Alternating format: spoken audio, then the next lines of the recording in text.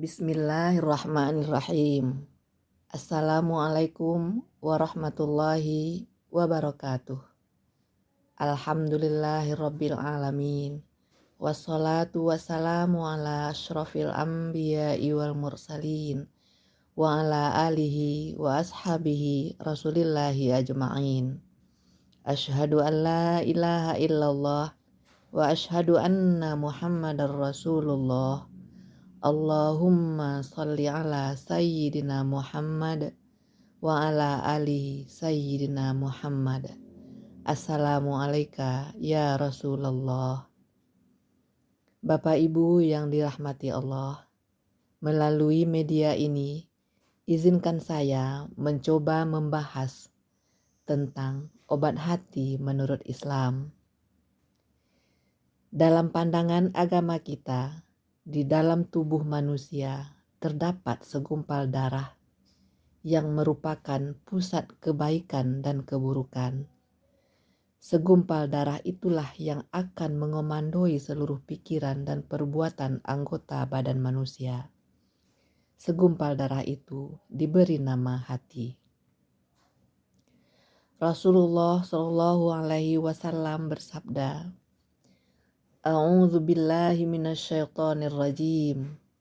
Ala inna fil jasad mudghatan idza solahat solahal jasadu kulluhu wa idza fasadat fasadal jasadu kulluhu ala wahiyal qalbu. Ingatlah, dan sesungguhnya di dalam diri manusia itu terdapat segumpal darah. Jika ia baik, baik pula seluruh tubuh. Dan bila ia rusak, rusak pula seluruh tubuh. Ketahuilah, ia adalah hati. Subhanallah, begitu detilnya Allah menciptakan manusia sebagai makhluk terbaik. Oleh karenanya, sudah seharusnya kita ingin memiliki hati yang baik dan sehat, supaya kita dapat menjalani hidup sesuai yang diajarkan dan dicontohkan Rasulullah. Rasulullah juga bersabda dalam hadis riwayat Muslim, sesungguhnya Allah tidak melihat pada bentuk rupa dan harta kalian, akan tetapi Allah hanyalah melihat pada hati dan amalan kalian. Agar hati kita tetap sehat, harus selalu dijaga. Jika perlu diobati dengan tujuan lebih dekat kepada Allah. Obatnya tidak sulit. Allah sudah memberikan solusinya. Dan insya Allah kita sudah mulai melakukannya. Tinggal istiqomahnya. Bapak Ibu yang dimuliakan Allah. Obat hati menurut Islam yang akan saya sampaikan. Yang pertama, senantiasa beristighfar. Senantiasa beristighfar. Astaghfirullahaladzim. Aku memohon ampun kepada Allah yang Maha Agung. Astaghfirullahaladzim. Aku memohon ampun kepada Allah yang Maha Agung. Astaghfirullahaladzim. Aku memohon ampun kepada Allah yang Maha Agung. Obat hati yang kedua, senantiasa rutin membaca Al-Quran. Ibnu Mas'ud mengatakan, kalau perasaan tak tentram, jiwa gelisah, dan pikiran kusut menimpamu, maka bawalah hatimu mengunjungi 3 tempat. Pertama, tempat orang membaca Al-Quran. Engkau baca Al-Quran atau engkau dengarkan dengan baik orang membacanya. Kedua, engkau pergi ke majelis ilmu yang mengingatkan hatimu kepada Allah Subhanahu wa Ta'ala. Ketiga, engkau cari waktu dan tempat yang sunyi. Di sana engkau berhalwat, bersunyi, merenung, mengabdikan diri kepada Allah Subhanahu wa Ta'ala. Masya Allah. Bapak Ibu yang dimuliakan Allah.